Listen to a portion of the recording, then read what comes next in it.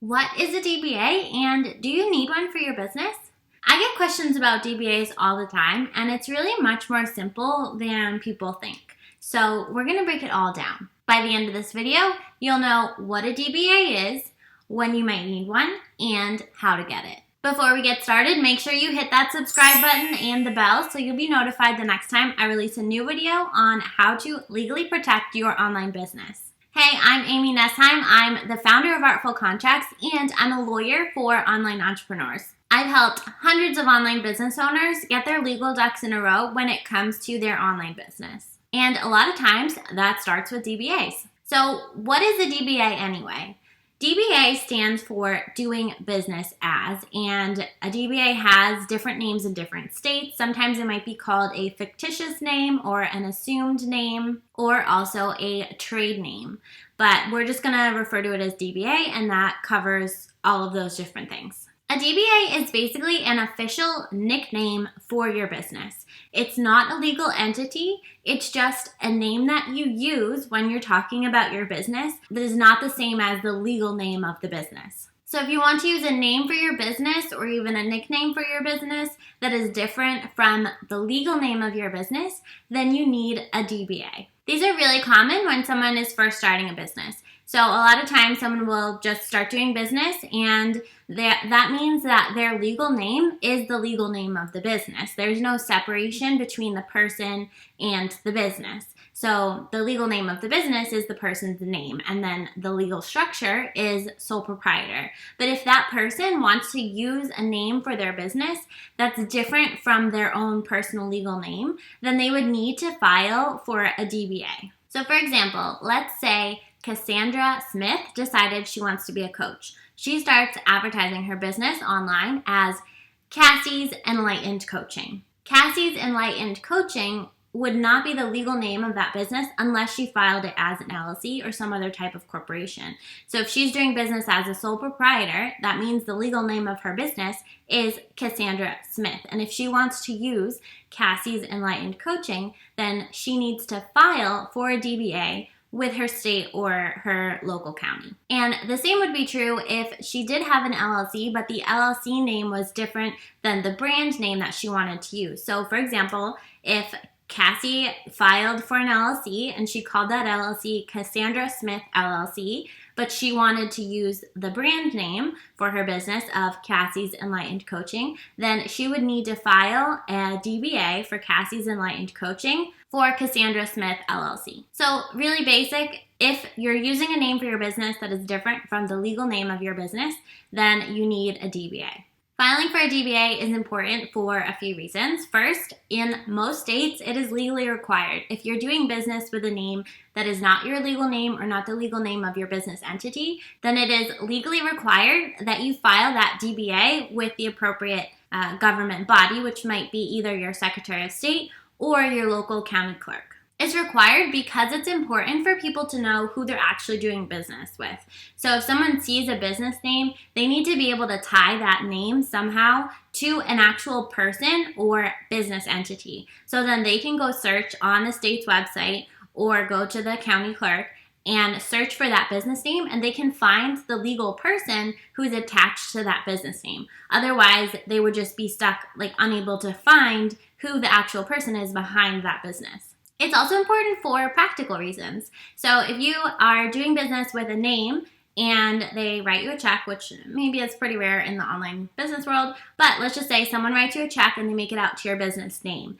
If you don't have a DBA, your bank might reject that because your business bank account would be under the legal name of your entity, which is either your legal name or your LLC name or something. And so if the name isn't right on the check, if it's to a nickname, then the bank might not cash it for you. If this is making sense to you, go ahead and hit the like button and drop me a comment.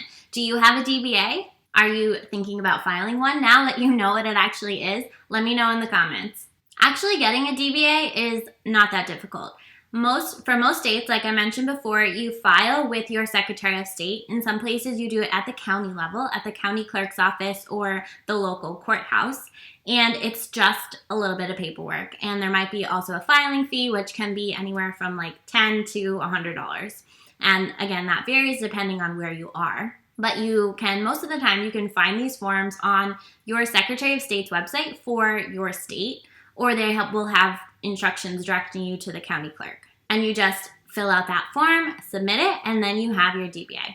Now, one thing that's important when you're filing is that you make sure that you have that nickname associated with the right legal entity. So if you're a sole proprietor, that DBA should be associated with your legal name. But if you have an LLC, you want to make sure that that DBA is associated with your LLC and not with your personal legal name. Once you've filed for your DBA, you can use that as the name of your business on all of your branding, on your website, and all of that.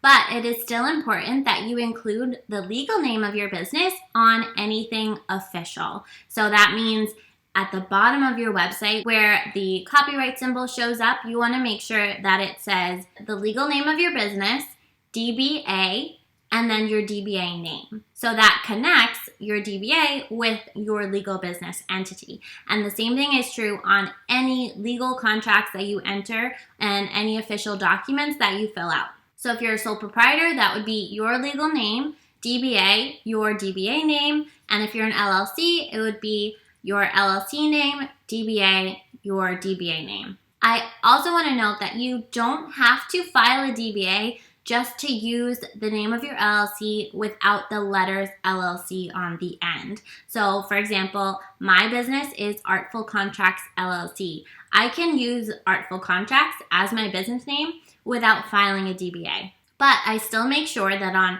any legal documents at the bottom of my website, anywhere that I am kind of describing my official business or entering into anything legally binding, I make sure that I use that LLC on the end of my business name. Now, I think it's also important to note what a DBA is not. So a DBA is not a legal entity. It does not provide you with any sort of legal protection for your assets. It also has nothing to do with taxes. It is just a nickname that goes on top of whatever legal entity or legal structure you already have for your business.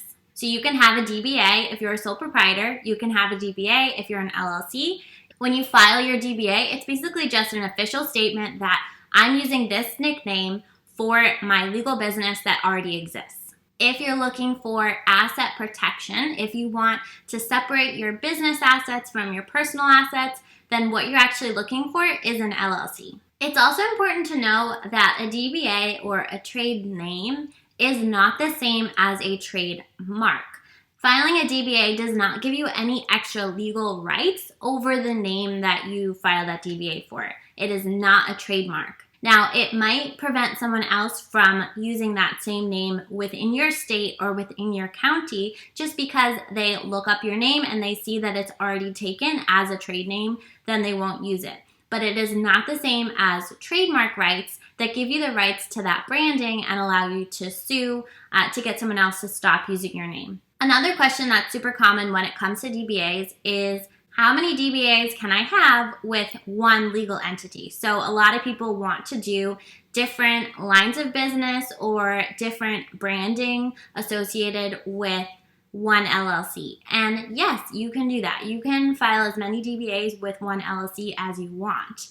But it's important to know that if you have separate lines of business with different DBAs under one LLC, the liability from each of those lines of business will all go to the LLC. So if you have one line of business that has a debt or gets sued, and you have other lines of business under the same LLC, all of the money for each of those lines of business will be at risk for that one lawsuit. Yes, you can have as many DBAs under one LLC as you want, but if you have a lot of revenue coming in under different lines of business, or if you have one line of business that's really risky, you might want to think about forming separate LLCs for those lines of business so that you can separate those pools of money and liability and protect the assets all separately. So going back to our example of Cassandra Smith at the beginning, let's say she formed her LLC, Cassandra Smith LLC. She filed a DBA for Cassie's Enlightened Coaching, and then she decides she also wants to run a candy business on the side out of her house.